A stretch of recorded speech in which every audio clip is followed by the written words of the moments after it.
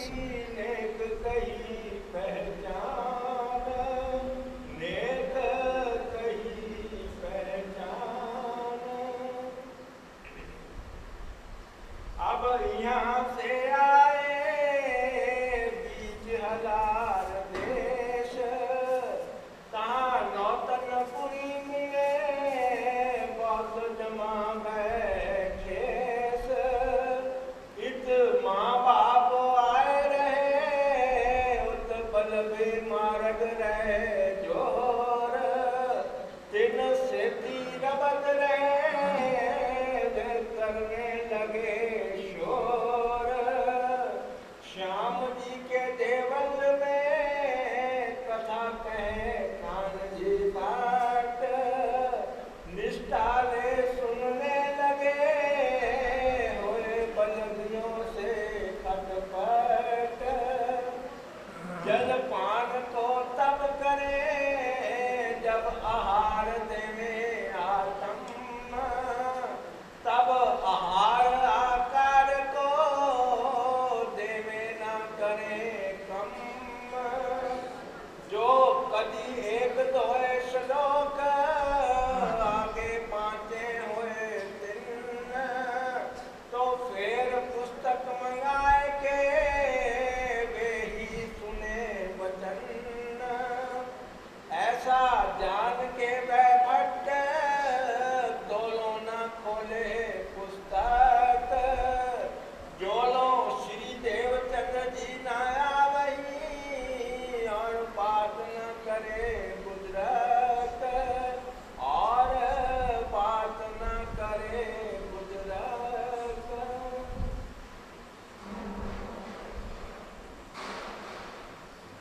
वंदो सद्गुरु चरण को, करहु प्रेम प्रणाम। अशुभ हरण मंगल करण, धनि श्रीदेव चंद्र जी नाम। श्री प्राणनाथ निज मूलपति, श्री मेहराज सुनाम। तेज कुंवरी श्यामा जुगलय, पल पल करूं प्रणाम, पल पल करूं प्रणाम।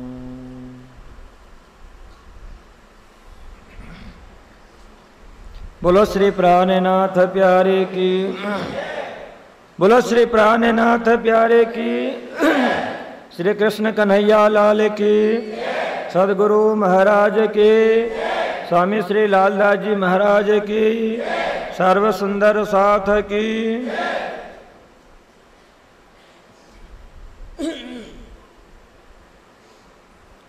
उपस्थित प्राणधार सुंदर सा जी, बीतक प्रसंग में कल का प्रसंग था सदगुरु श्री देवचंद्र जी महाराज जो कच्छ के अंदर में भोजनगर, जहां अपने सदगुरु के पास हरिदास जी के पास निवास कर रहे हैं। माता पिता साथ में है। सदगुरु माता पिता की प्रेरणा से इच्छा न होते हुए भी आपने शादी की है, पर उनकी सेवा में, उपासना में किसी भी तरह का कोई रुकावट नहीं है।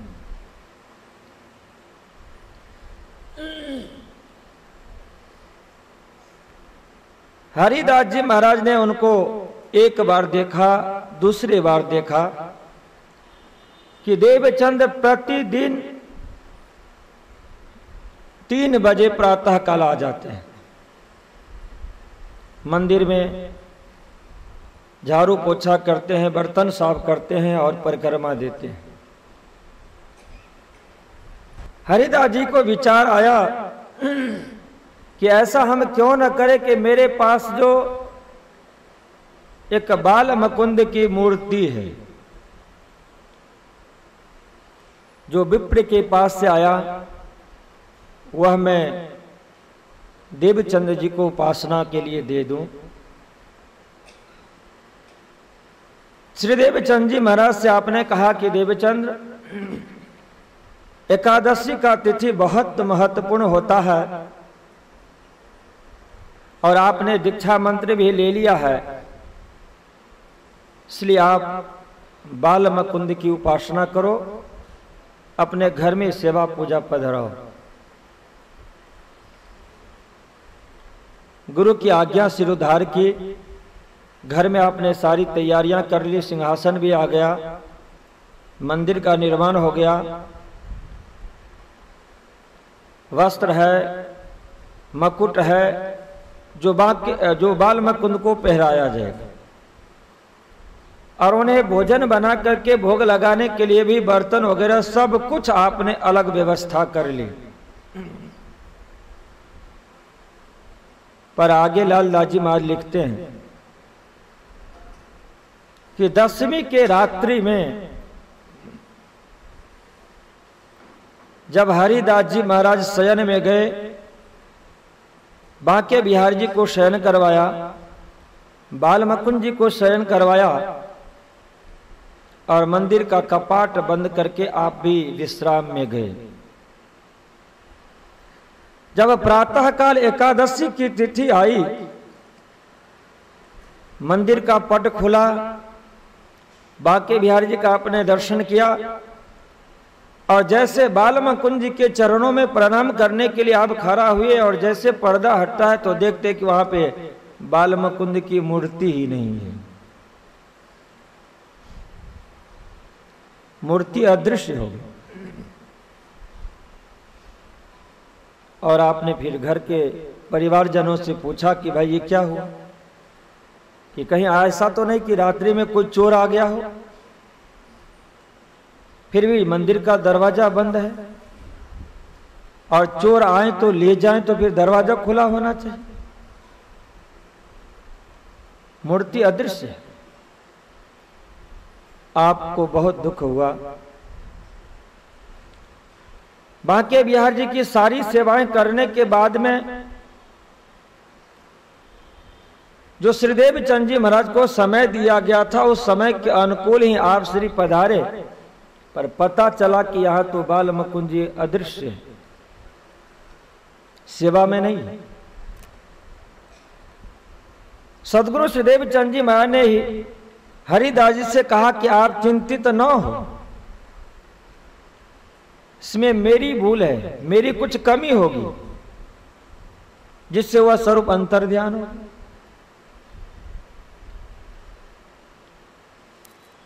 जब सभी पूजाएं करने के बाद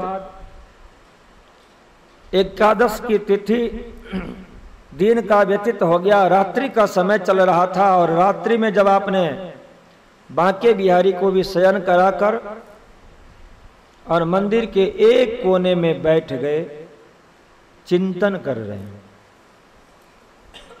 बांके बिहारी। और चितवनी में हकीकत में बहुत लाभ होता है।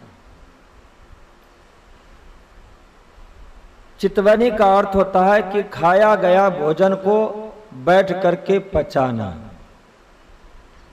आपने जो जिंदगी भर जो ज्ञान रूपी भोजन लिया है बुद्धि के अंदर में, एकांत में बैठ करके उस बुद्धि के अंदर में भरा पड़ा जो ज्ञान है, उस ज्ञान को यदि चिंतन करते हैं तो उस ज्ञान के अंदर में जो परमात्मा का दिव्य स्वरूप होता है, लीला पुरुषधारी, उसमें से प्रेम की धारा प्रवाहित हो। और प्रेम एकमात्र अक्षरातीत श्री कृष्ण में ही है, वो बात नहीं, पर उस प्रेम की जो प्रतिबिंब है, झाई है, जिसको हम नकल कहते हैं, वो हर के अंदर में है। ईश्वर में भी है, भगवान में भी है, देवी देवताओं में भी है, और हम और आपके जैसे मनुष्य में भी है, पर उसका अस्तित्व तो नहीं, पर है सही। जैसे हरिदास जी समाधि में आप बैठे चिंतन कर रहे हैं, रात्रि का 11 बजा, 12 बजा, 2 बजा, जब प्रातः काल 4:15 होने आया तो बाल मुकुंद के चिंतन करते करते आप समाधिस्थ हो गए और खो गए, जिसको कहा जाता है निर्विकल्प समाधि। और उस समाधि में जब गए तो बाल मुकुंद जी का स्वरूप शोभा श्रृंगार से सुसज्जित उनके बुद्धि में अब प्रकट हो गए। स्वप्न देख रहे, स्वप्न में आपने देखा कि बालक मुकुंद जी तो प्रकट हो गए, पर स्वप्न टूटा नहीं। और उस स्वप्न के समय में ही जिस इष्ट देव को खोज रहे हैं हरिदास जी, उनसे उनकी बातचीत शुरू हो गई। हरिदास जी ने कहा कि प्रभु आप कहां हैं, आप अदृश्य हो गए। बाल मुकुंद जी ने कहा कि हरिदास जी, आप जिस देवचंद जी को मुझे देना चाह रहे हैं उनकी सेवा हकीकत में मैं सहन नहीं कर सकता। उस स्वरूप को आपको पहचान नहीं। वह साक्षात अनादि अक्षरातीत परमात्मा श्री कृष्ण की दिव्य आह्लादनी शक्ति श्री राधा है, उनकी सेवा मैं नहीं सहन कर सकता। और आपसे भी मैं कहता हूं कि उनके चरणों में शरणागत हो जाए। बातचीत होने के बाद में उन्होंने कहा कि यदि वो न माने तो वस्त्र सेवा उनको आप दे देना। हरिदास जी ने कहा कि वस्त्र सेवा मतलब क्या? बांके बिहारी का वस्त्र सेवा वो कौन पूजे? बांके बिहारी दिया नहीं जा सकता है। हरिदास जी ने कहा कि वह वस्त्र कहां? जब पूछी वस्त्र कहां सुआवे, तब कही आकाश मार्ग से आवे। बाल मुकुंद जी स्वप्न में कह रहे हैं हरिदास जी से कि उसकी चिंता आप न करें, वह वस्त्र आकाश मार्ग से आ रहा है। और सो देखो तुम सिंहासन जाई, आए वस्त्र परम सुखदाई, कि वो वस्त्र सिंहासन पे आ चुका है। अन्य वितरकार ने इसका स्पष्टीकरण किया कि यह जो बाल मुकुंद जी है और बांके बिहारी है, जिनकी सेवा हरिदास जी महाराज कर रहे हैं, ये साक्षात अनादि अक्षरातीत परमात्मा श्री कृष्ण ने जो परम धाम में श्रीराज जी महाराज ने कहा था कि 6 दिन के हमारे 5 स्वरूप होंगे, जिसमें पहला दिन ब्रज का गिनाया, दूसरा दिन रास का गिनाया, और ये ब्रज रास के जो 2 स्वरूप है, यही दोनों स्वरूप अक्षर ने जो अपने बुद्धि में और चित्त में अखंड किया, इसी का प्रतिबिंब का स्वरूप है। 11 वर्ष 52 दिन तक जो लीला हुई, उस लीला के अंदर में जो स्वरूप है वह श्री कृष्ण है। उनका नाम बांके बिहारी नहीं है, उनका नाम बाल मुकुंद नहीं है। योगमय ब्रह्मांड में जो स्वरूप ने लीला, उस स्वरूप का भी नाम बाल मुकुंद नहीं है और बांके बिहारी नहीं। पर इन दोनों ब्रह्मांड में जो लीला हुई और उस लीला को अक्षर ब्रह्म ने अपने हृदय के अंदर में, बुद्धि के अंदर में चिंतन करके उसे अखंड कर लिया, ज्यों को त्यों रख लिया। कालमय ब्रह्मांड में ब्रज लीला हुई, योगमय ब्रह्मांड में रास लीला हुई, पर ब्रह्मांड दोनों प्रलय हो गए। और प्रलय होने के बाद में वह जो स्थान है, वह जो दृश्य है लीला का, वो अक्षर ने अपने मन में, अपने बुद्धि में और चित्त में अखंड कर लिया है। और वह जो अखंड का दिव्य वस्तु वो अव्याकृत में प्रतिबिंबित हुआ। थोड़ा समझने में आपको लगेगा कि भाई ये क्या है, पर हकीकत में बाल मुकुंद और बांके बिहारी को हमें अच्छी तरह से समझ लेनी चाहिए। हम और आप हैं, हर एक व्यक्ति का अंतस्करण होता है, भीतर में काम करने वाली इंद्रियां, मन है, बुद्धि है, चित्त है और अहंकार है। इसी तरह से अक्षर ब्रह्म का भी 4 अंतस्करण है और चारों अंतस्करण एक स्वरूप के रूप में प्रकट है। मन का स्वरूप सत स्वरूप, बुद्धि का स्वरूप केवल ब्रह्म, चित्त का स्वरूप सबलिक ब्रह्म और अहंकार का स्वरूप अव्याकृत ब्रह्म। और जो बात मन में आए तो बुद्धि को भी पता होता है और बुद्धि को पता चला तो चित्त को भी पता चलता है। और जो मन में है, बुद्धि में है, चित्त में है तो उसे कार्य करने की जब हमारी इच्छा होती है तो अहंकार के रूप में एक क्रियान्वित भी वह हो जाता है कार्य। अक्षर ब्रह्म ने उस लीला को अपने बुद्धि में और चित्त में अखंड किया है। और जब उसे दुनिया के अंदर में, जैसे महामती प्राणनाथ जी महाराज ने बेहद वाणी में कहा कि ये असल और नकल 2 है। यदि नकल नहीं होता तो असल को कोई जान नहीं पाता। इसलिए इस दुनिया के अंदर में भी नकल चाहिए ही चाहिए। वो दोनों लीला अव्याकृत ब्रह्म जो अक्षर ब्रह्म के कार्य करने वाले स्वरूप है उसमें आकर के प्रतिबिंबित हुआ। और आपने पूर्व के प्रसंग में सुन रखा है कि ब्रह्मांड जब प्रलय हो गया था कालमया ब्रह्मांड का, तो उस ब्रह्मांड का स्वरूप अव्याकृत में है। वहां वेद ऋचाएं थी, प्रतिबिंब की गोपियां थी। उन गोपियों ने श्री कृष्ण से प्रार्थना की, कब? कि जब वह अव्याकृत में लीला प्रतिबिंबित हुई तब।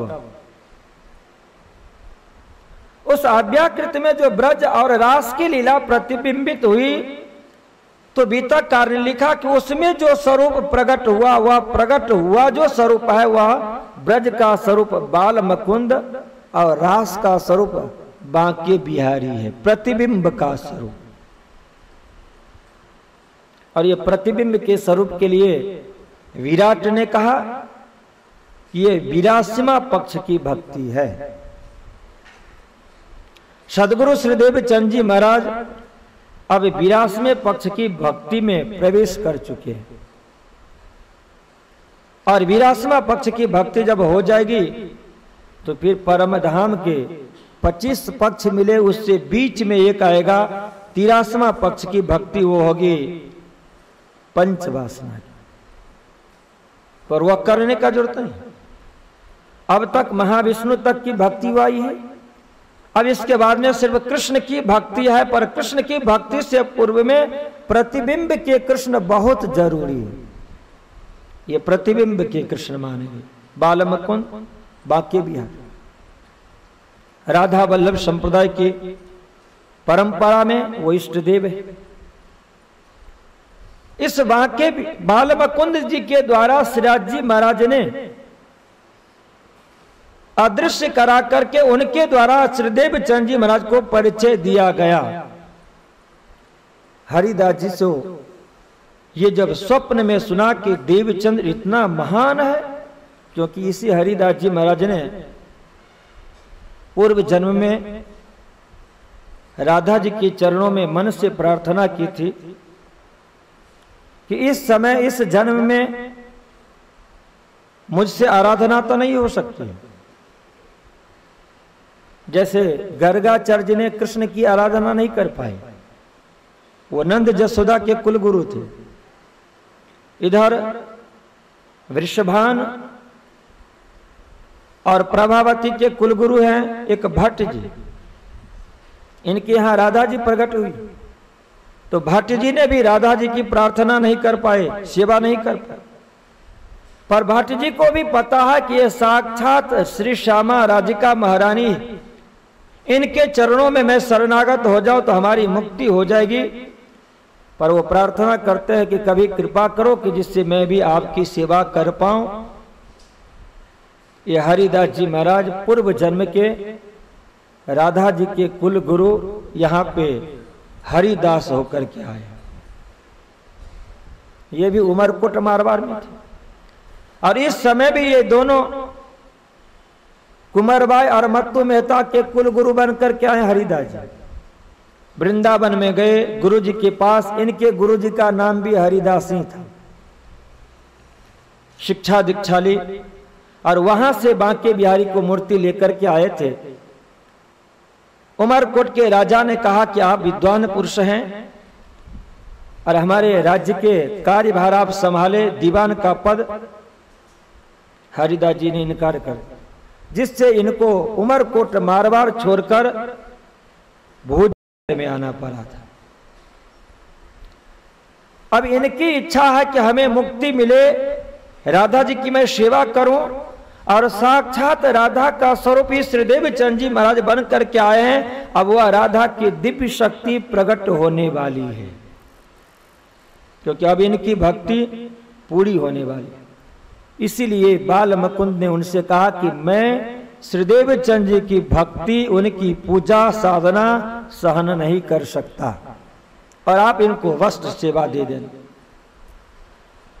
अब वस्त्र सेवा जो वृंदावन के अंदर में श्री कृष्ण ने धारण किया था, वही वस्त्र सेवा यहां पे सिंहासन पे आकर के बैठ गए। कभी कभी हमें बात समझ में नहीं आती कि वह वृंदावन जो अक्षर ने अपने बुद्धि में अखंड किया, मतलब केवल धाम में वह अखंड है। श्री कृष्ण का स्वरूप का वाघा वस्त्र, मोर मुकुट। अब इनकी नकल भक्ति पूरी हो चुकी है, इसलिए असल चाहिए, और असल भक्ति के लिए श्री कृष्ण ने जो वस्त्र धारण किया वही वस्त्र यहां पे प्रकट हो गया। बाल मुकुंद को समझाने के बाद हरिदास जी ने कहा कि प्रभु आप कहां हैं? बाल मुकुंद ने कहा कि मैं सिंहासन पे ही बैठा हूं। जैसे उन्होंने कहा कि सिंहासन पे बैठा, उनकी आंखें खुली और देखा तो साक्षात बाल मुकुंद जी वहां पे विराजमान है। चरणों में प्रणाम किया और यह शुभ संदेश लेकर हरिदास जी महाराज श्रीदेव चंद जी महाराज के पास में जा रहे थे। उधर प्रातः काल का समय होने जा रहा है, इसलिए श्रीदेव चंद जी महाराज भी अब इनसे मिलने के लिए आ रहे हैं कि चले जाकर के पूछे तो सही कि क्या हुआ। और दोनों की मुलाकात बाजार में हो। हरिदास जी महाराज को परिचय मिल गया है, पहचान हो चुका है कि देवचंद कौन है। अब देवचंद जी अपने गुरु को प्रणाम करे, उससे पहले ही हरिदास जी मां ने साष्टांग दंडवत प्रणाम किया श्रीदेव चंद जी महाराज को। देवचंद जी दोनों हाथ पकड़ के उठाते हैं, गले मिलते हैं और पूछा कि सदगुरु ये क्या कर रहे हो? हरिदास जी ने कहा कि मुझे आपके बारे में सब कुछ पता चल गया, मैंने आपको जान लिया। बालक मुकुंद ने मुझे स्वप्न में दर्शन दिया, आज प्रकट हो चुके हैं, और आपके संदर्भ में एक एक बात उन्होंने मुझे बताई। इसीलिए श्रीदेव चंद जी महाराज की अब भक्ति वो सहन नहीं कर सकते। अब भट्ट जी की इच्छा पूरी हो गई। जो भट्ट जी ने पहले मनोकामना की थी कि मुझे राजा जी की सेवा मिले, मैं उनकी सेवा करके धन्य हो जाऊं, तो अब ये गुरु के रूप में शिष्य बन सेवा कर रहे थे, पर आज से श्रीदेव चंद जी महाराज के शिष्य बन करके इनके चरणों में शरणागत हो गए। श्रीदेव चंद जी महाराज इनके पास आए, बांके बिहारी और बाल मुकुंद को आपने दर्शन किया, पर यह दोनों चीजें जैसे लालदास जी मां ने बीतक में पहले बात लिख दी है कि जन्मदिन श्रीदेव चंद्र जी आए प्रगटे मारवाड़ मोह। जन्म भी है, प्रगट भी है। यहां देवचंद जी महाराज आए तो आकर के देवचंद जी मां ने फिर प्रणाम किया, और साक्षात श्री राधा है, श्यामा जी महारानी है, उनके अंदर में और 4 शक्तियां बैठी हुई है, और उनके प्रणाम को स्वीकार करके वह मूर्ति फट जाए, वह मूर्ति अदृश्य हो जाए, नहीं होगा, क्योंकि वहां पे दोनों हैं। अब श्रीदेव चंद जी महाराज की भक्ति को आगे बढ़ाना है, उनकी साधना को आगे बढ़ाना है, और हरिदास जी को भी यह परिचय मिल जाए जिससे उनके अंतर आत्मा में जो उनके प्रति गुरु का भाव है वह भाव दूर हो करके और शिष्यत्व का भाव आ जाए। इसीलिए बालमुकुंद जी अदृश्य हो गए थे। ध्यान हो जाने के बाद में फिर से जो प्रकट हुए, उस समय जो आपने लीला की है उस लीला का नाम है भजनानंद। और दोनों लीलाओं के अंदर में आपने आया स्वरूप कर नए श्रृंगार, श्रृंगार दोनों का अलग है।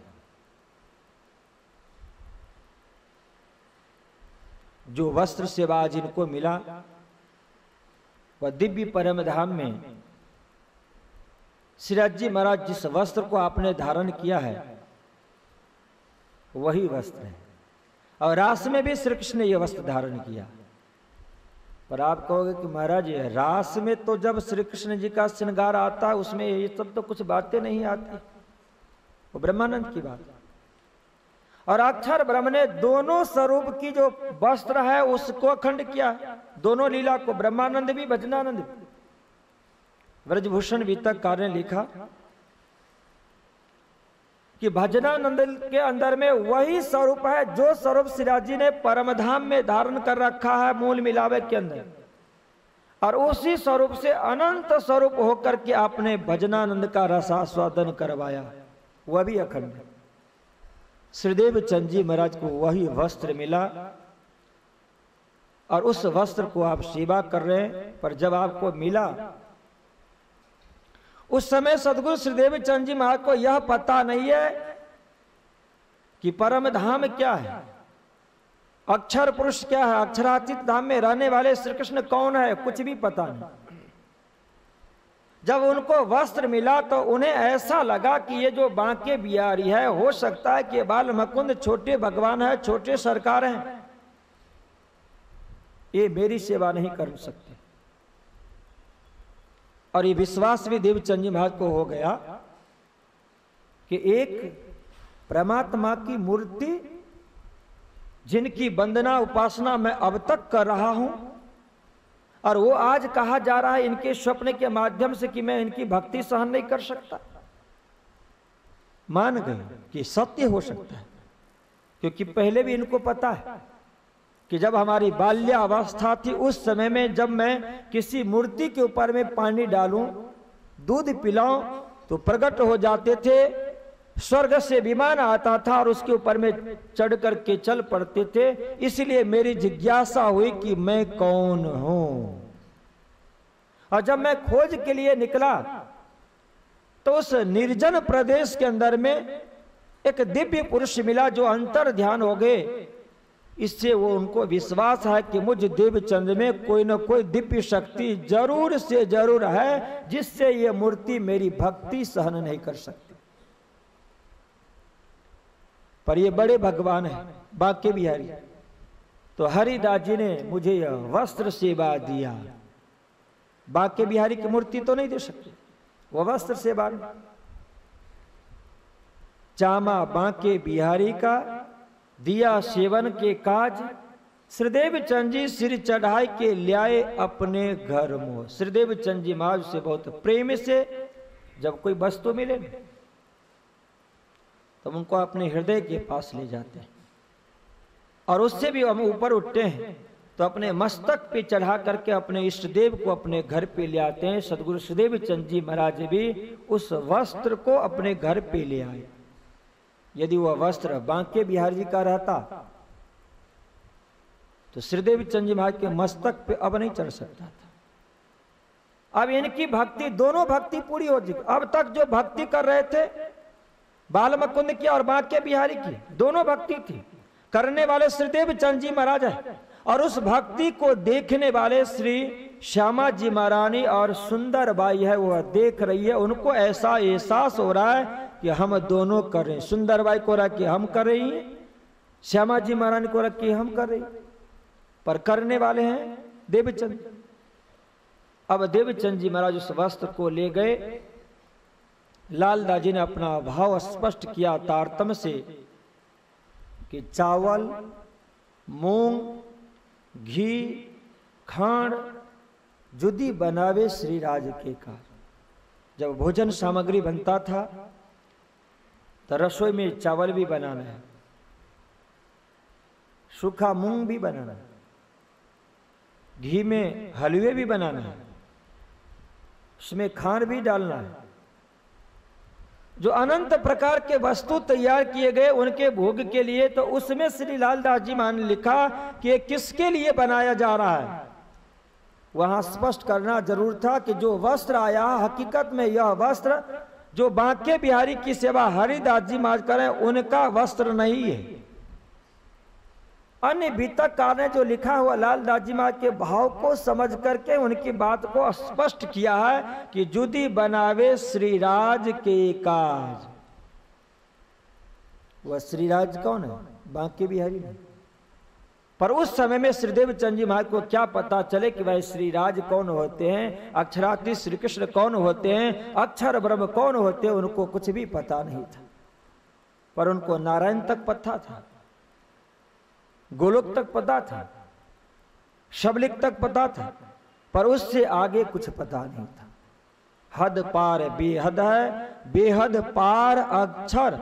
हद के पार बेहद तक पता था, पर बेहद से परे अक्षर है और अक्षर से परे अक्षरातीत है, वह इनको पता नहीं। अभी श्रीदेव चंद जी महाराज वस्त्र की सेवा कर रहे हैं, वह वस्त्र साक्षात श्रीराज जी महाराज का वस्त्र था। सेवा करे प्रेम से, और सेवा करते करते जैसे गीता ने भी कहा कि जिस देव देवता का आप भजन भक्ति करें उनके पास वो पहुंचा लेते। यदि वस्त्र या बांके बिहारी का रहता तो फिर यह बांके बिहारी का स्वरूप जो अखंड ब्रज हुआ है और अखंड रास हुआ, उस स्वरूप तक नहीं पहुंचाते, उनका दर्शन नहीं करवा सकते। पर उस वस्त्र की जब सेवा है तो वस्त्र की सेवा करते करते एक दिन श्रीदेव चंद जी महाराज चितवनी में बैठे, ध्यान में बैठे, और उस ध्यान में आपने देखा कि मैं ब्रज मंडल में पहुंच चुका हूं। भक्ति की शुरुआत हुई, अनादि अक्षरातीत परमात्मा श्री कृष्ण की भक्ति का शुरुआत। ब्रज में गया, वहां नंद जी के दरवाजे से होकर के आंगन में प्रवेश किए। रात वहां पे यशोदा जी मिली और यशोदा जी ने देखा कि ओ देवचंद्र पधारे। उन्होंने कहा कि आओ पधारो देवचंद्र जी, आओ पधारो। समाचार पूछा गया और कुछ भोजन पानी की भी बात हुई। यशोदा जी से देवचंद जी ने कहा कि नहीं नहीं, मुझे तो कृष्ण से मिलना है। अब यशोदा जी को क्या पता कि भाई ये देवचंद्र कौन है। यशोदा जी को पता, यशोदा जी के टाइम में या देवचंद जी वहां नहीं थे। यशोदा जी के टाइम में राधा महारानी थी। पर श्रीदेव चंद जी महाराज को ऐसा लगा कि जब मैं वहां पे गया तो जो राधा राधा कहा तो देवचंद जी को क्या पता राधा, इसलिए उनको भाव प्रकट हुआ कि मुझे देवचंद जी को बुलाया, सम्मान किया। और जब मैंने कहा कि मुझे कृष्ण से मिलना है तो देवचंद उस समय में कहां से कृष्ण से मिलेंगे, उस समय में तो राधा जी कृष्ण से मिलने के लिए गई थी। ये राधा के स्वरूप है। पर स्वप्न में वह जो दृश्य हो रहा है उसमें जो भाव प्रकट हुआ, उस भाव को लालदास जी ने कहा कि उनको ऐसा अनुभूति हो रहा है कि मैं देवचंद्र हूं, जैसा उत वो देखत तैसा करत है हम। वहां पे श्री श्यामा जी महारानी को, सुंदर बाई को यह आभास हो रहा है कि मैं अब राधा नहीं हूं, मैं सुंदर बाई नहीं हूं। उनको यह आभास हो रहा है कि मैं एक देवचंद्र बन गया हूं। इसलिए उनको कहा कि आओ देवचंद्र। राधा जी को कहा यशोदा जी। यशोदा जी ने कहा वो तो जंगल में गाय चराने के लिए गए, बछड़े चलाने के लिए। श्रीदेव चंद जी ने कहा कि मैं भी वही जाना चाहूंगा। और घर से मिठाई लेकर के यशोदा रानी आई। श्रीदेव चंद जी से कहा कि ये मिठाई आप ले जाओ और वहां पे कृष्ण के साथ में बांट करके खाना। मिठाई लिए चल पड़े। स्वप्न की बात है। श्रीदेव चंद जी महाराज का यह दूसरा दर्शन हो रहा है स्वप्न में।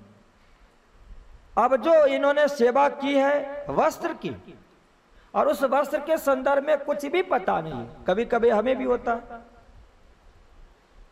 कि यहाँ मंदिर में हम आते हैं, चरणों में प्रणाम करते हैं, यह पता नहीं है। मैं बच्चों को कभी कभी पूछता हूँ, और बच्चों को ही नहीं बल्कि बुजुर्ग सुंदर साथ जी को भी पता नहीं रहता है कि हम प्रणाम करते हैं तो किनको प्रणाम करते हैं, उनका चरण हमें मिलता है या नहीं मिलता है।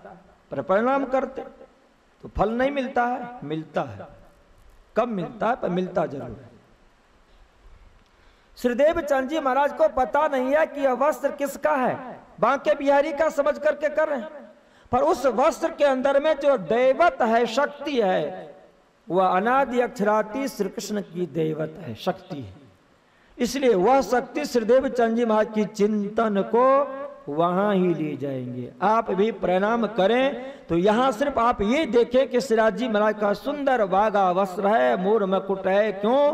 क्योंकि श्री कृष्ण प्रणामी धर्म में जो मूर्ति की सेवा है, उस मूर्ति के अंदर में राज समाज के चरण का दर्शन नहीं होता है। होता है?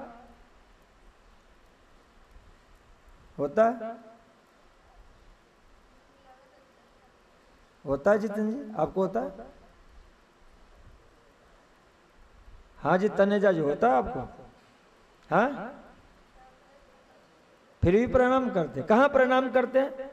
बहुत से सुंदर साजी तो कह देते हैं कि मैं तो वागा वस्त्र को, मकुट को प्रणाम करके आता हूं। बोलो श्री कृष्ण कन्हैया लाल।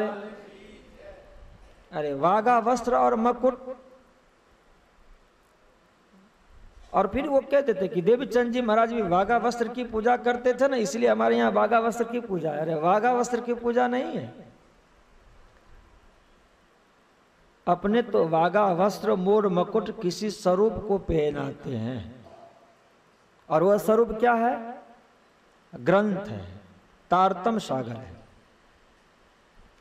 और उस तारतम सागर ग्रंथ के अंदर में श्रीराज जी महाराज का चरण से लेकर के और मस्तक तक का स्वरूप छुपा हुआ है उसी के अंदर। पर जाने अनजाने में यदि आप प्रणाम करते हैं, उनको दर्शन करते हैं, तो वह स्वरूप जरूर से जरूर हमारा प्रणाम स्वीकार करके और हमें उसका फल भी देते हैं।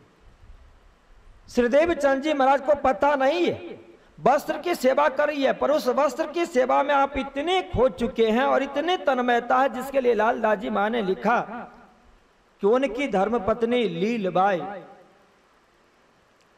लोगों ने कहा कि लीलबाई अभी आप नवविवाहिता हो, इतने दिन हो गए और आपका पतिदेव सब कुछ करता है, बर्तन साफ करने का किसका काम है? अपनी भारतीय संस्कृति में, विदेश की संस्कृति अलग है, वहां दोनों मिलके करते हैं।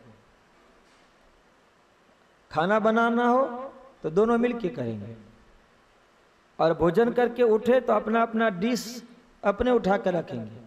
बर्तन साफ करना हो तो एक बर्तन साफ करेंगे तो दूसरे पानी से धोएंगे, दोनों मिलके काम करते हैं। पर भारतीय संस्कृति ये नहीं है, और ये भी आज से 400 वर्ष पहले की बात।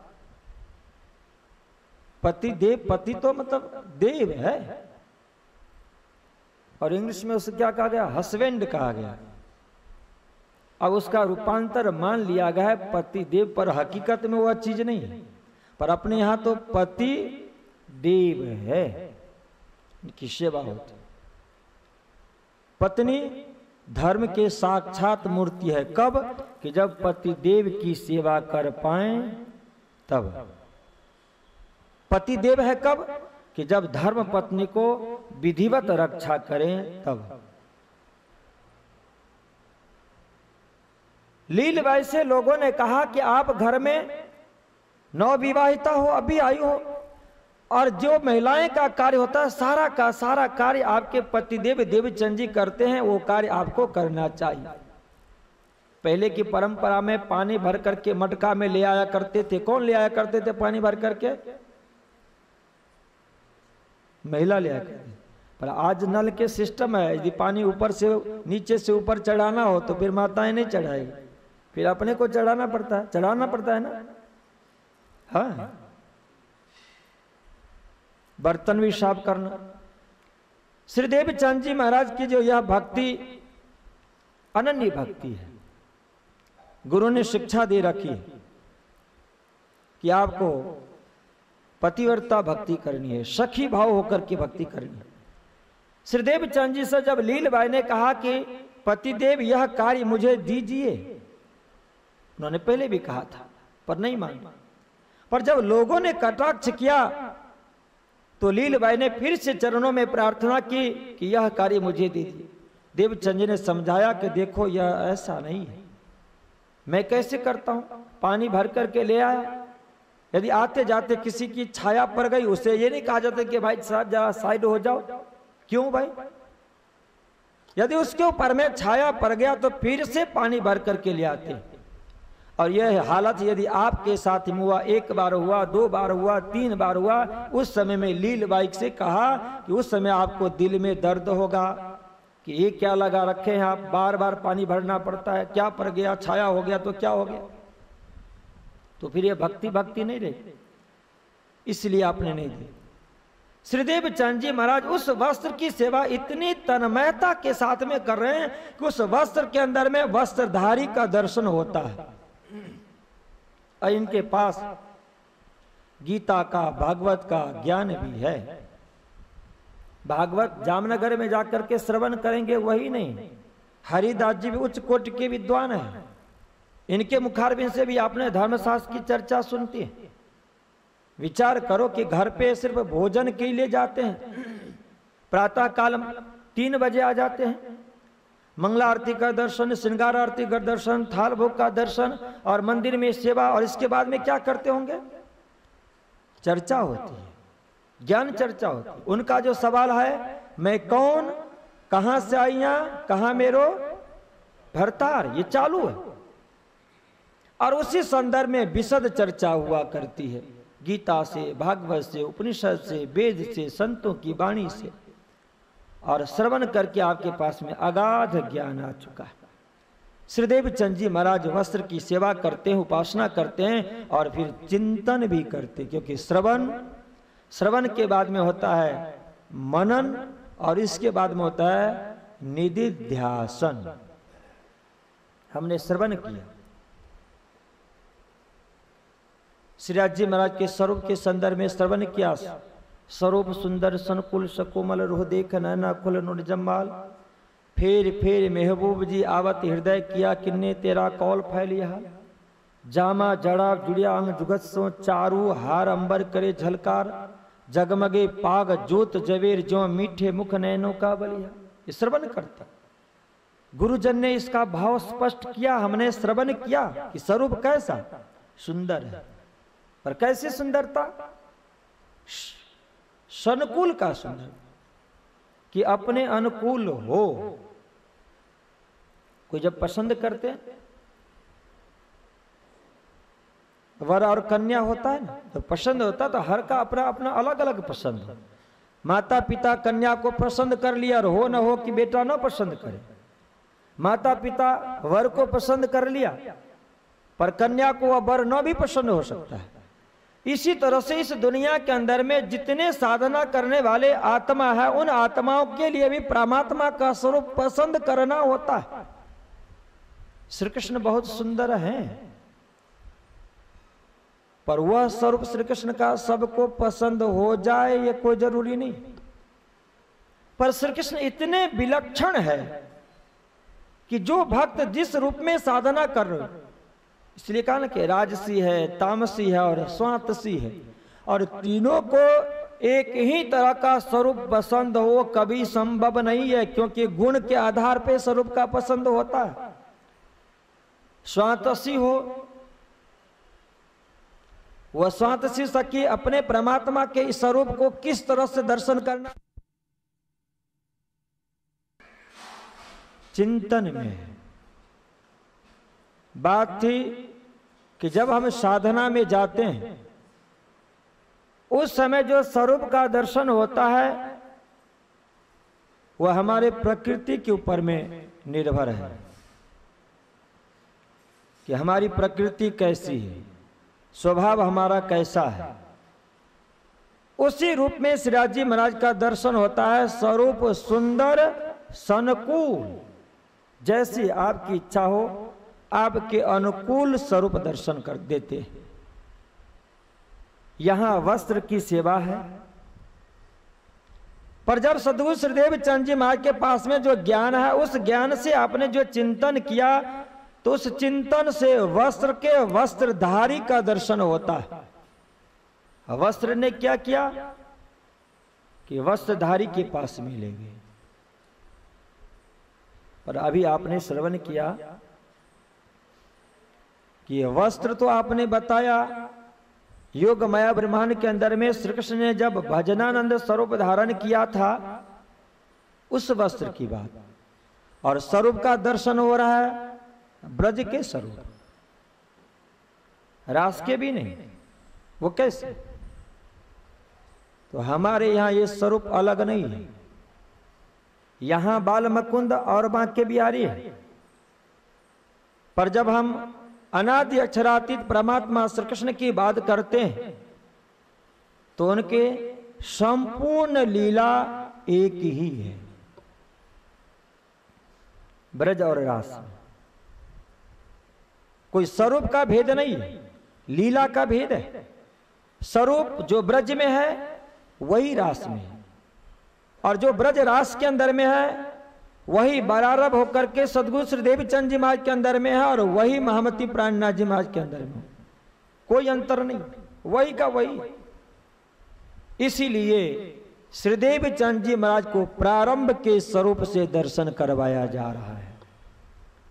पहले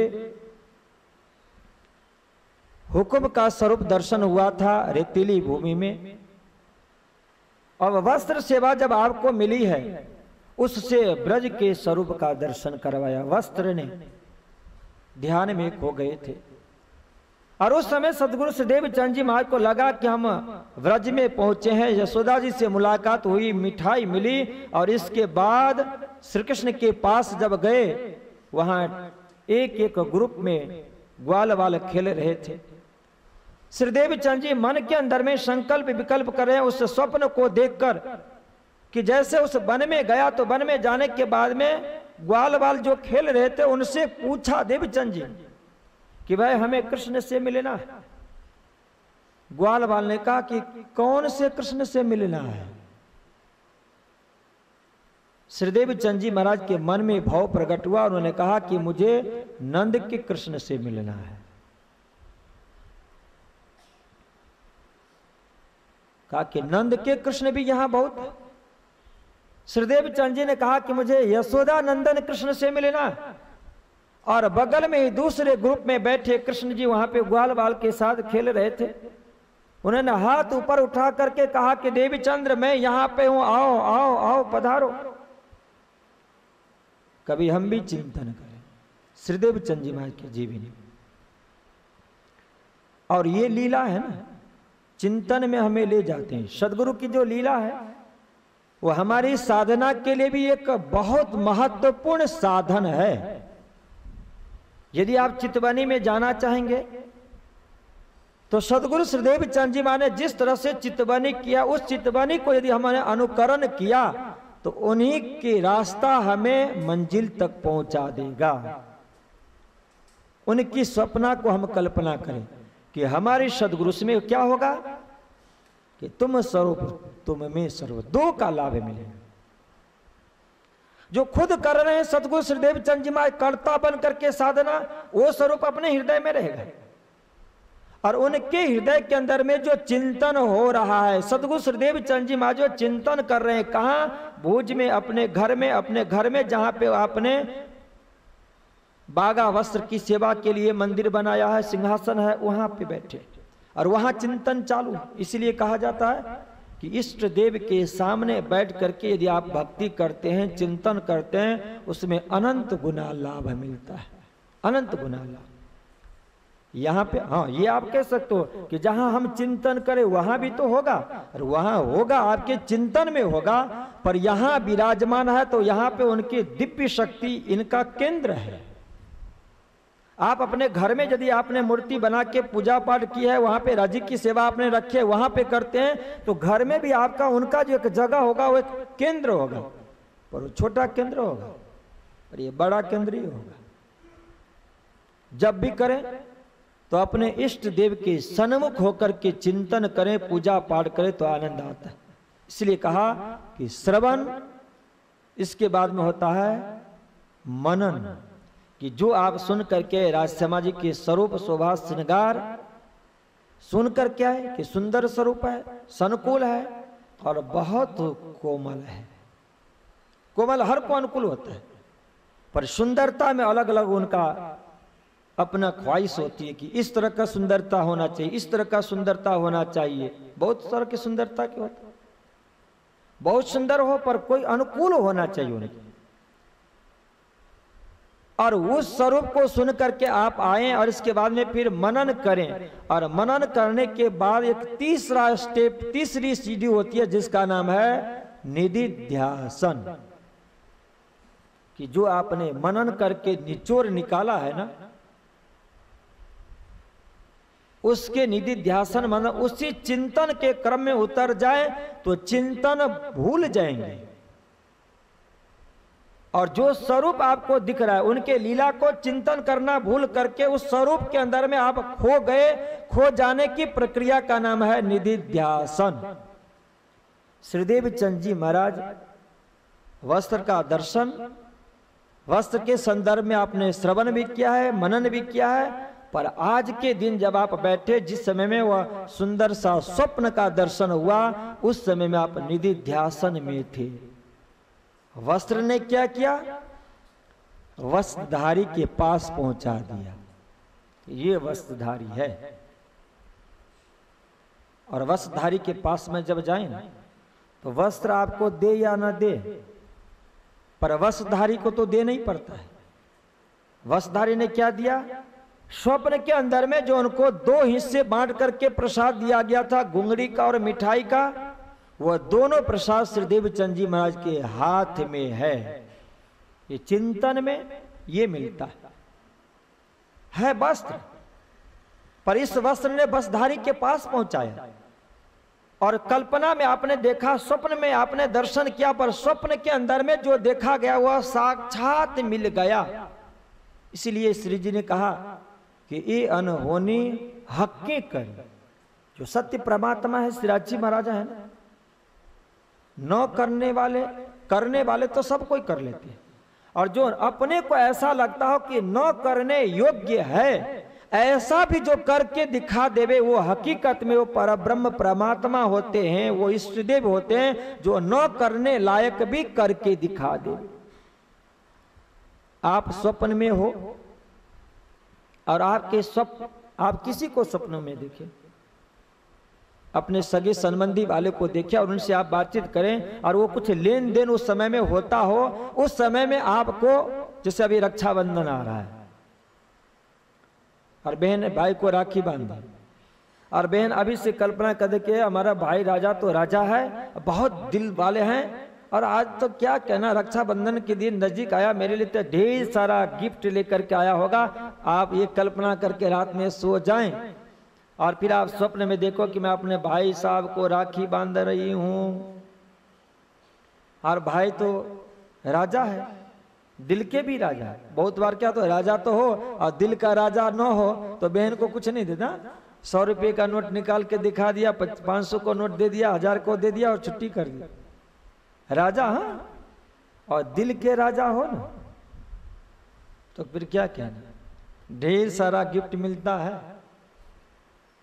और बहन जी है, स्वप्न में राखी बांध रहे हो और उनको लगता हो कि भाई हमें भाई साहब तो दिल के राजा और हमारे लिए ढेर सारा गिफ्ट ले आया और न जाने क्या क्या हमें दिया, और सुबह जब जगे तो देखते हैं तो भाई कुछ भी नहीं आसपास मिला, नहीं मिला। पर जो आपने स्वप्न में देखा कि मैं अपने इष्टदेव श्रीराज जी महाराज को, अक्षरातीत परमात्मा को हाथ में राखी बांध रहा हूं और वो हमें गिफ्ट दे रहे हैं, तो वह ढेर सारा प्रसाद हमें हमारे हाथ में मिल जाए, वह काम कौन कर सकता है? एकमात्र परमात्मा कर सकते। श्रीदेव चंद जी महाराज को स्वप्न में जो वह प्रसाद मिला, जब आप जागृत हुए तो दोनों हाथ में वह प्रसाद। देव चंद जी से कहा गया कृष्ण ने कहा कि देवीचंद यह प्रसाद खाओ। और जब खाने की तैयारी हुई तो नींद खुल गई। देखी तो दोनों हाथ में प्रसाद। बोलो श्री प्राणनाथ श्री देवीचंद जी महाराज धन्य हो। अब आपको वह 83वें पक्ष पार कर और 25 पक्ष को आप देख पाए, वो आपको संकेत मिल गया। श्री देवीचंद जी महाराज के इस दर्शन का नाम है स्वप्न दर्शन और यह दूसरा दर्शन है। और मैं जितेंद्र जी से मैं पूछना चाहूंगा कि भाई श्री देवीचंद जी महाराज को पहला दर्शन कहां पे हुआ और दर्शन देने वाले स्वरूप कौन थे? आप जलाहा जी, जलाई जी है ना? हाँ, जलाहों की संख्या जयपुर में अधिक है कहते हैं। बताओ फटाफट, देर मत करो। आप आगे के श्रोता हो और फिर आप बताएंगे। 1 मिनट लो, आप फेल है ये मैं समझ गया। देखिए अब ये जलाहे होकर कैसे करेंगे तो फिर हमारे जो प्रतिष्ठित हैं वो क्या सोचेंगे कि भाई ये हमारे जलाह को क्या हो रहा है। देखिए, हाँ जी, आपने क्या बताया? कच्छ जाते समय में सिपाही के वेश में। अब एक बात मैं आपसे निवेदन कर लूं, महामती प्राणनाथ जी ने हम सब सुंदर साज के लिए एक बहुत बढ़िया नियम बताया कि आप इस दुनिया में आए हो, 1,84 भमी ने आज्ञा आही मध्य देश व्यापार करने के लिए आए, कुछ खरीदी करने के लिए आए, शॉपिंग करने के लिए। पर शॉपिंग के लिए उन्होंने कहा कि कुछ सत्य वस्तु खरीद कर ले जाए। और हम यह जो बैठे हैं, इतना सुंदर मंदिर बना, इतना विशाल मंदिर कि मुझे लग रहा है कि शायद प्रणामी समाज में, अब धाम की बात अलग है, धाम तो पुराने समय के बने हुए हैं, उस समय में जो जिस तरह का सिस्टम था उतने, पर इसके बाद में शायद इतने लंबे चौड़ी जगह और इतने अधिक से अधिक संख्या में सुंदर साथ और प्रबुद्ध सुंदर साथ। यहाँ के बुजुर्गों को भी पता होगा कि हर जगह जो भ्रमण करते हैं, जामनगर जाते हैं, सूरत जाते हैं, पन्ना जाते हैं और प्रणामी समाज के बहुत सारे जगह पे गए होंगे, उनको पता होगा कि जयपुर के जैसे संख्या में भी और पढ़े लिखे प्रबुद्ध सुंदर साथ भी और धर्म में भी आगे बड़े सुंदर साथ कहीं नहीं मिलेगा। फिर आप कहो कि महाराज जो है ना यहाँ की प्रशंसा कर रहे हैं, झूठी प्रशंसा नहीं, सत्य बात की। और हम बैठ करके श्रवण कर रहे हैं, ये हमारा एक महत्वपूर्ण व्यापार है। व्यापार करने के लिए जाए और जलाहे परिवार को उनके पिताश्री खूब पैसा दे दे, क्या बढ़िया से बढ़िया अभी मार्केटिंग करके ले आना, शॉपिंग करके, और अच्छे व्यापार चले। फिर आप ये मत समझना कि भाई भगत को और कटारिया को और दूसरे को सबके लिए कह रहा हूं। और फिर आप शॉपिंग बढ़िया नहीं किया, माल अच्छा नहीं लिया और पैसा बचाने का कोशिश किया तो फिर आप सक्सेस नहीं होगे व्यापार। श्री जी ने कहा कि सेठे तमने सारी सनंदे सौंप्यू छे धन सार,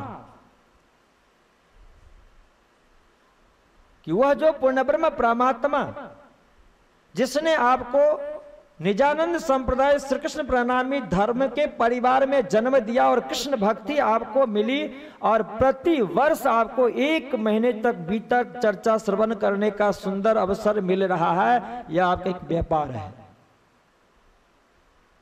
व्यापार है। और ऐसे अनेक बार तर फरी मरी ने दुख देखी आव्या पार।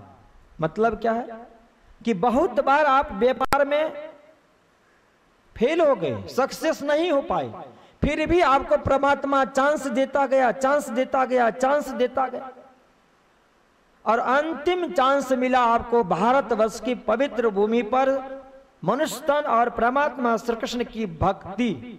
इसलिए उन्होंने कहा कि 1,84 भमी ने आप्या आही मध्य देश व्यापार करने के लिए आए। और यह हमारे 1.5 घंटे या 2 घंटे की व्यापार चल रहा है। व्यापारी बैठा हुआ है, ये हमारे व्यापारी हैं वकील साहब, मैं तो इनका एजेंट हूं। बड़े व्यापारी बैठे हुए हैं। आज स्वामी श्री लालदास जी महाराज बहुत बड़े व्यापारी, स्वर्ग के समान नहीं है, वैकुंठ का नहीं, प्योर माल है, अक्षरातीत परम धाम का प्योर माल। एजेंट बनकर के बैठा सूर्य नारायण, लो सस्ते भाव में, कोई चार्ज नहीं, और आप लोग खरीदने के लिए आए, सुन रहे हैं ना, ये खरीद रहे हैं। इसीलिए उस प्रकरण में बताया कि आप अच्छी तरह से बहोरो, खरीदी करो, बढ़िया से बढ़िया माल खरीदो, और 1.5-2 घंटे तक यदि आपने कुछ खरीद नहीं पाए, क्या कि कुछ सुन करके और आप ले जाओ, कुछ बातें याद करो। जैसे कबीर साहब ने कहा कि हीरा पाए गांठ गठिया,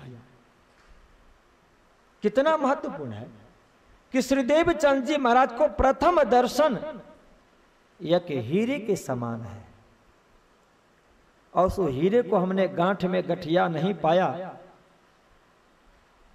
तो फिर हमारा महीने दिन के जो व्यापारी है ना, शॉपिंग कोई काम का नहीं। 1.5 घंटे प्राण जी इसलिए कहा कि खोटा साटे साचू जरीज, झूठ के बदले में सत्य मिलता है।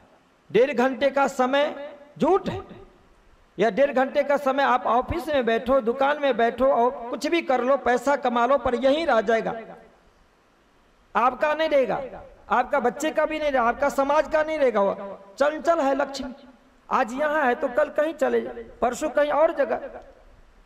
पर इस 1.5 घंटे में आपने जो श्रवण कर लिया, वह जो कमाई है, वह कमाई आपको आज के लिए ही नहीं, बल्कि आपको परमात्मा जितने बार भी जन्म दे, पर यह हीरा, सत्य का हीरा हमेशा आपके साथ में रहेगा। चाहे इसे हजारों बार आप चेंज कर लो अर्थ के रूप में, रुपया, पैसा, धन, संपत्ति, बुद्धि, विवेक के रूप में, फिर भी यह कम नहीं होता है। पर कौन हीरा पकड़ में आ जाए तो। श्रीदेव चंद जी महाराज को आज जो ब्रज का दर्शन हो रहा है, ब्रज का दर्शन कहां से बैठ करके करें? 1, 2, तीसरे नंबर के सुंदर साथ जी आज जो श्रीदेव चंद जी महाराज ब्रज के स्वरूप को दर्शन कर रहे हैं, वो कहां बैठ करके कर रहे हैं? जयपुर में बैठ करके कर रहे हैं, या उदयपुर में बैठ करके कर रहे हैं, या सूरत, जामनगर, पन्ना में बैठ करके कर रहे हैं? जिनको पूछता हूं। अब यदि मैंने किसी से निर्देश किया और इसके सिवाय कोई भी सुंदर साथ जी अपने मुख कमल से सुंदर शब्द मुझे सुनाएंगे तो आपको पनिशमेंट होगा। चलिए जी साहब, नहीं पता? अब यदि दूसरे किसी ने कहा तो उनके जेब से 100 रुपया दंड मिल लेना होगा। जिनको मैं निर्देश करूं, जिनके तरफ मेरी उंगली जाएंगे, वही सुंदर साथ बताएंगे। विजय जी तो इसलिए कह दिए क्योंकि कल ये फेल हो चुके थे, तो इन्होंने अपना नाम दर्ज करवाना चाहा। हाँ जी साहब, ये देखिए, अब उधर कुर्सी पे बैठे हुए सुंदर साथ जी, हाँ हाँ जी, क्या करें? क्या कह रहे हैं वो? ब्रज में ब्रज का दर्शन। अब बहनों के तरफ हाथ उठाइए, कौन कौन बोलेंगे? बोलना सिर्फ हाथ उठाना है। हाँ आप बोलो, जगह का नाम बोलिए, फिर आप एक दूसरे को हेल्प करते हैं। ये देखिए, इतने दिन के चर्चा में 2 महत्वपूर्ण हीरा, और हम सब सुंदर साथ को याद हो जाना चाहिए। अब आप ये और बात सुन लो, आप अपने लिए नहीं तो मेरे लिए, क्योंकि आप माल नहीं खरीदेंगे तो बिक्री मेरी नहीं होगी ना, और मेरी बिक्री नहीं हुई तो फिर तो मैं तो ऐसे ही का ऐसे गरीब रह जाऊंगा ना। माल जितना सेलिंग हो उतने बेनिफिट होगा ना मुझे। अब सभी सुंदर साजी से निवेदन कर रहा हूं कि श्रीदेव चंद जी महाराज के आज यह दूसरा दर्शन है। श्रीराज जी महाराज दर्शन दिया। किसने दिया श्रीदेव चंद जी महाराज को दर्शन? सारे बोलो ना एक बार। नहीं बोलेंगे ना तो फिर याद नहीं होगा। मुझे लग रहा है कि सही में आप सब जो है ना सोते हैं, अच्छी तरह से नींद में सोते। सदगुरु श्रीदेव चंद जी महाराज को प्रथम दर्शन हुआ था जब घर से चले थे तो रेतीली भूमि में दर्शन हुआ। वो पहला दर्शन, पहला दर्शन है। उस समय में श्रीराज जी महाराज ने उनको सिपाही के भेष में दर्शन दिया था, और सिपाही भेष में जो दर्शन दिया था उस स्वरूप को श्रीदेव चंद जी महाराज ने एक सुंदर सा नाम दिया। वह नाम बताएंगे हमारे मान सरोवर से आए हुए राकेश जी बताएंगे,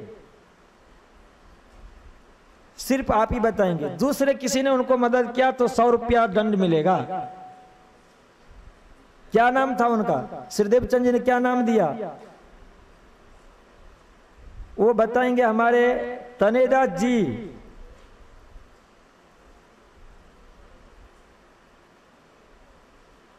मन्नू आप बताओ उनका नाम। हाँ जी, चोर। सदगुरु श्रीदेव चंद जी महाराज ने इन्होंने हीरा पाया है, और जिनको हीरा मिलता है ना का सारा काम होता है। पर हीरा पा जाने के बाद उस हीरे को उपयोग भी करना होता है, उपयोग भी करना होता है। प्रथम दर्शन श्रीदेव चंद जी महाराज को जो पहला दर्शन हुआ वो रेतीली भूमि में सिपाही भेष में राजी ने दर्शन दिया, और उस सिपाही भेषधारी को श्री देवचंद जी महाराज ने चोर की उपाधि दी। तो हम आप नहीं कहेंगे? हाँ कहा तो राज्य महाराज कहेंगे कि भाई उस समय तारतम्य नहीं प्रकट हुआ था, नहीं पता था, अब जब प्रकट हुआ तो क्यों कहते हो मुझे चोर? सिपाही कहने। और इसके बाद में दूसरा दर्शन आज भी तक चर्चा में आपने श्रवण किया कि जब वो कच्छ में एक भुज नगर शहर है, वहां अपने माता पिता के पास रहते हैं देवचंद जी, अपने घर में वस्त्र सेवा कर रहे हैं, और उस वस्त्र सेवा के पास में बैठ करके आपने जो ध्यान किया, चिंतन किया, उस समय में ब्रज का स्वरूप दर्शन हुआ। ये महत्वपूर्ण दूसरी हीरा, उस स्वरूप को कभी आप भी दर्शन करें, आप भी चिंतन करें। और मैं ये कह रहा था कि श्रीदेव चंद जी महाराज को साथ में रखे। गुरु क्या करते हैं कि हमें परमात्मा के पास तक ले जाते हैं, अपने पास तक नहीं रखते हैं। इसलिए गुरु को पकड़ के रखना बहुत जरूरी होता है कि सदगुरु श्रीदेव चंद जी महाराज ने जो चिंतन किया तो उनके स्वरूप को हम चिंतन करेंगे तो उनके स्वरूप में उनका चिंतन दिखेगा कि हमारे सदगुरु श्रीदेव चंद जी महाराज अपने घर में भुज नगर में वस्त्र सेवा के पास में बैठ करके चिंतन किए, और उन्होंने अपने चिंतन में क्या दर्शन किया? ब्रज का, यशोदा जी का दूध को देखा। यशोदा जी ने हाथ में मिठाई दी। देवचंद जी ने कहा मुझे कृष्ण से मिलना है। फिर वहां से निकल करके वन में गए, कृष्ण का दर्शन हुआ और कृष्ण ने उनको प्रसाद दिया। और जैसे उन्होंने कहा कि प्रसाद आरोगो, तो वो नींद से खुले और हाथ में 2 प्रसाद मिला, मिठाई और गेहूं के बने हुए घुंघरी। ये दर्शन होगा देवचंद जी महाराज के साथ श्री कृष्ण का, और प्रसाद मिलेगा घुंघरी का, तब आनंद है। यह दर्शन श्री देवचंद जी महाराज को लगभग 25 वर्ष की अवस्था में हो। अब श्री देवचंद जी महाराज को लगा कि यहां समाज है, हर तरह की बातें आती हैं, रहना उचित नहीं। अंतस्करण में एक प्रेरणा हुई, क्योंकि मंजिल यहां नहीं, आगे जाना है। परमधाम में जो 4थे दिन की लीला श्रीराज जी महाराज ने बनाई है वो आप श्रवण करेंगे, बहुत आनंद है। उस 4थे दिन का मंजिल कहीं और है। श्रीदेव चंद जी महाराज के अंतस्करण में प्रेरणा हुई कि अब यहां से अपने को विदाई लेनी चाहिए, और इच्छा हुई और आप कोशिश कर रहे हैं, आप आगे बढ़ते हैं। तब तक लगभग आपको 26 वर्ष की अवस्था होने ही आई है। अपने माता पिता के साथ, पत्नी के साथ श्री देवचंद जी महाराज आ गए हलार देश जामनगर में। अब तक भी पिता पुत्र के ऊपर में बहुत बड़ा मोह है। पुत्र कुछ भी नहीं करता। ये राज्य की बहुत बड़ी कृपा है। इस दुनिया के अंदर में किस आत्मा को उन्होंने उनके कर्मानुसार किस तरह का फल दिया है ना, कुछ कहा नहीं जा सकता। हम कितना भी कोशिश कर लें, पर यदि हमारा प्रारब्ध परमात्मा ने लिख दिया है तो उसके हिसाब से ही हमें चलना होता है और उसी क्षेत्र में हम आगे बढ़ते। माता पिता ने बहुत कोशिश किया, इसके बावजूद भी श्री देवचंद जी महाराज उनके अनुकूल नहीं बन पाए, पर पिता ही उनके अनुकूल बन गए। पिता श्री वृद्धावस्था में आ चुके हैं। लगभग श्री देवचंद जी महाराज की अवस्था 26 वर्ष होने आई है। इस अवस्था में मत्तू मेहता की अवस्था लगभग कितने वर्ष हो गए?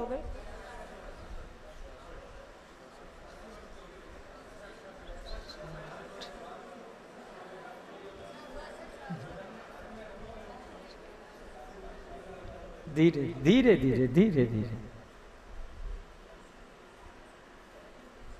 गणित मेरी बहुत कमजोर है, इसलिए मैंने पूछा आपसे। 26 वर्ष की अवस्था होने आई है। 40 वर्ष की अवस्था में पिताश्री को देवचंद जी से सुपुत्र रत्न प्राप्त हुआ था, तो 40 में प्लस कर दे 26, 66 वर्ष की अवस्था। और इसके बाद 66 वर्ष में तो रिटायरमेंट ले लेते हैं ना। पर मत्तू मेहता अभी भी क्रियाशील है, यहां भी कर रहे थे। जब जामनगर में आए तो श्री देवचंद जी महाराज ने ढूंढ लिया कि इस जामनगर के धरती पे कहां कहां कथा हुआ करती है, सत्संग हुआ करता है। ढूंढा, सभी जगह गए, उनको मिल गई। बहुत पवित्र जगह, श्याम जी का मंदिर और भागवत कथाकार भट्ट जी। और आपने प्रण ले लिया कि प्रतिदिन मुझे यहां पे आकर के भागवत कथा श्रवण करनी है। प्रण ले ली और आना शुरू।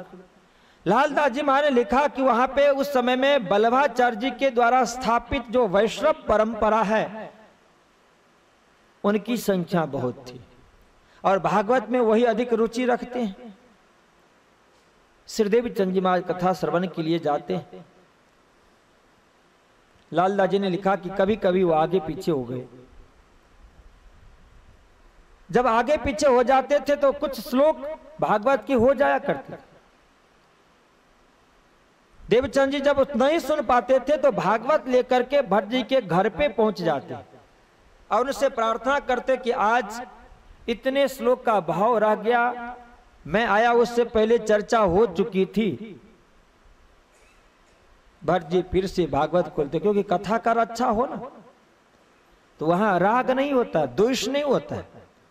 उनके अंदर में ये भावना नहीं है कि देवचंद अक्षर से समझ जाए तो हमसे आगे बढ़ जाएगा। नहीं, भागवत कथाकार के पास में या भाई कोई भी प्रवचन करने वाले हो, कथाकार हो, उनके पास में यदि आप सवाल जवाब करें ना तो उनको और अधिक खुशी होती है, आनंद आता है।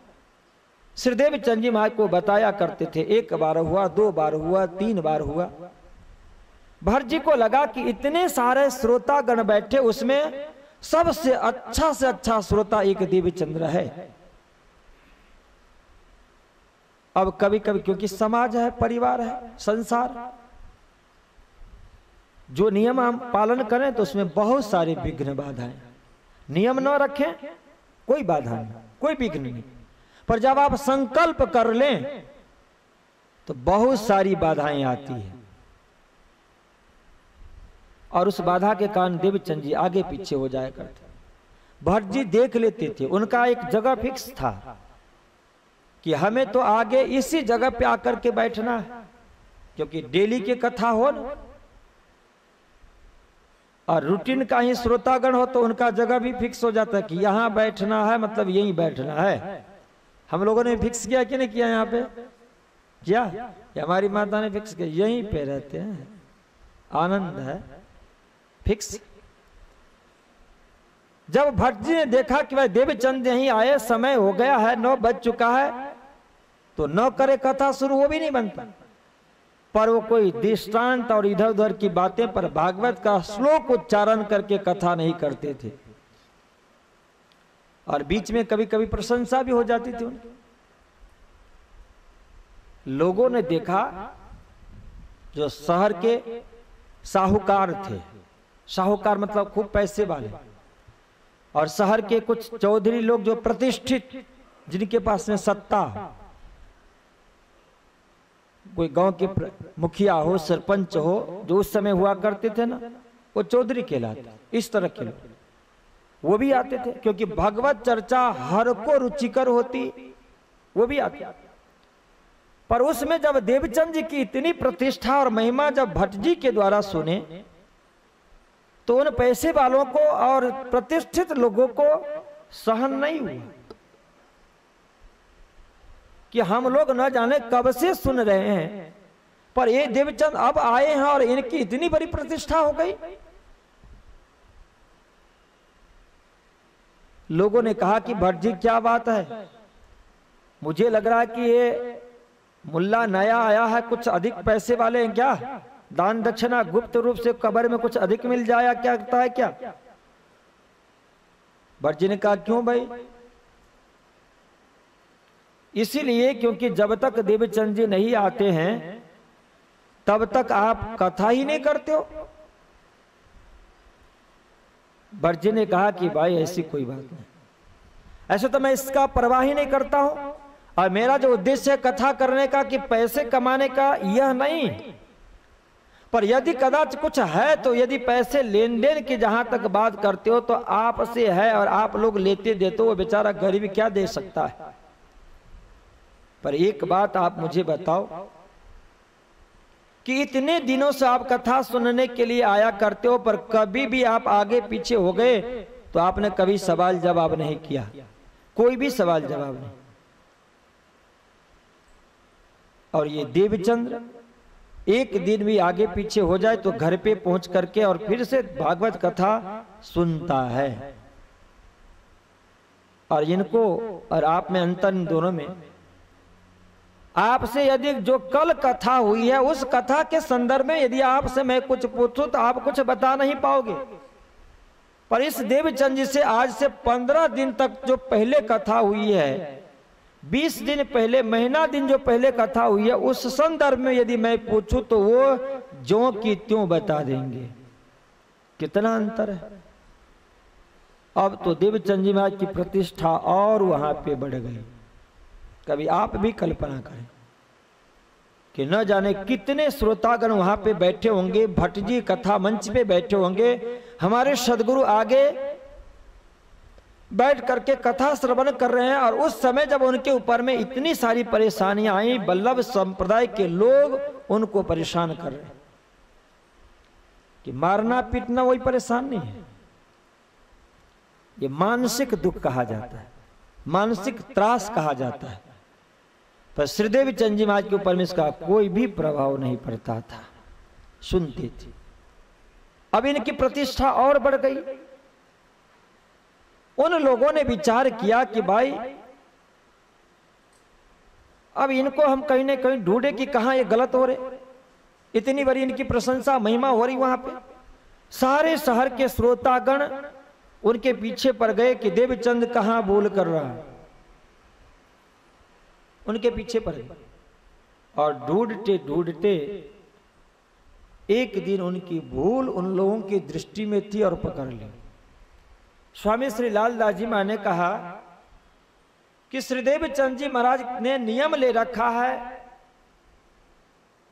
कि सबसे पहले हमें कथा सुनना है और इसके बाद में ही शरीर को भोजन देना है, और जिस दिन कथा न हो उस दिन हम फिर भोजन न करें, क्योंकि कथा को उन्होंने ये मान लिया है कथा सुनना मतलब भोजन करना। कौन? आत्मा। आत्मा को भी भोजन चाहिए ना। आत्मा कहां रहती है? आज ये तनेजा जी, आत्मा कहां रहती है? आप बताइए। हाजी, शरीर के अंदर में कहां रहती है? आंख में, नाक में, मुख में, पेट में, हाथ में, कहां? हृदय में रहती है आत्मा। उस आत्मा को भी भोजन चाहिए। हाँ जी, ढोलक वाले, भोजन चाहिए। आत्मा को भोजन चाहिए। हाँ जी। अरे जब परमात्मा को भोजन चाहिए तो आत्मा को भोजन नहीं चाहिए? आपको ये पूछें कि भाई बच्चे को भोजन चाहिए क्या? अरे भाई माँ बाप जब भोजन करते हो तो बेटे क्यों नहीं करेंगे भोजन? बच्चे तो करेंगे ही ना। हाँ, माँ बाप की ये परंपरा हो पहले से कि भाई भोजन नहीं करने का, तो बच्चे भी नहीं करेंगे। पर जब परमात्मा को भोग लगता है, वो भोजन करते हैं, तो फिर आत्मा भोजन नहीं करेगी? करेंगे? करेंगे। वो हमारे नेताजी, वो जो आप नेताजी नहीं है, आप तो हमारे सचिव हैं, आपके पीछे जो बैठे हुए नेताजी, आत्मा को सबसे अच्छा भोजन कौन लगता है? हाजी, परमात्मा को जो अनुकूल पड़ता है। परमात्मा क्या भोजन लेते हैं? प्रेम। हम जो 56 प्रकार के नैवेद्य बना के ले जाते हैं, उसमें क्या रहता है? भोजन करने के बाद, भोग लग जाने के बाद में आप देखें तो उसमें से कोई भी पदार्थ कम होता है? कुछ भी कम नहीं होता। पर उसमें से लिया तो क्या लिया? महाभारत का एक प्रसंग आता है कि जब समझौता कराने के लिए कृष्ण गए दुर्योधन के पास,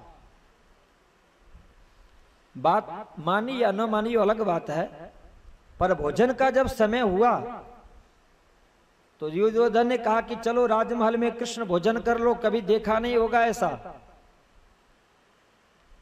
ये देखो, जो दुर्योधन को भोजन दे रहा है, उनसे दुर्योधन ये कह रहा है कि कभी देखा नहीं होगा। कृष्ण ने कहा कि नहीं नहीं, महल में नहीं खाते, तो जंगल में रहने वाले वृंदावन वासी और वो फिर महल में जाकर के भोजन करें। विदुर और विदुरानी की इच्छा थी कि क्या मेरे झोपड़ी में कभी कृष्ण आएंगे, क्या मैं उनको कभी खिला सकता हूं? पहुंच गए कृष्ण, और विदुरानी कृष्ण को देख करके इतनी पागल हो गई, क्या करें? घर में इधर उधर ढूंढा तो मिल गया केला, और इतनी दीवानी हो चुकी है कि कृष्ण से बात कर रही है, दर्शन कर रही है, मस्त हो गई है, दीवानी हो गई। केला को छिलका निकाला, केले को फेंकती जा रही है और छिलका खिलाते जा रही है। कृष्ण भी मस्ती से खाया, पेट भर के खाया। जब विदुर आए तो विदुरानी की पागलपन को देख करके उसके दोनों कंधे पकड़ के घिरे, पगली ये क्या कर रही हो? एक तो घर में कुछ नहीं और जो भी कुछ मिला उसमें भी केले को फेंक करके छिलका खिलाई जा रही हो। होश में जब आए ना तो विदुरानी को लगा कि ओहो, ये तो मैंने बहुत भूल कर। अब सावधान होकर के जब छिलके फेंकते हुए और केला खिला रही है तो कृष्ण ने कहा कि अब तो पेट भर चुका, अब जगह ही नहीं है। क्या भोजन करते हो? प्रेम। प्रेम कहां है? भाव में।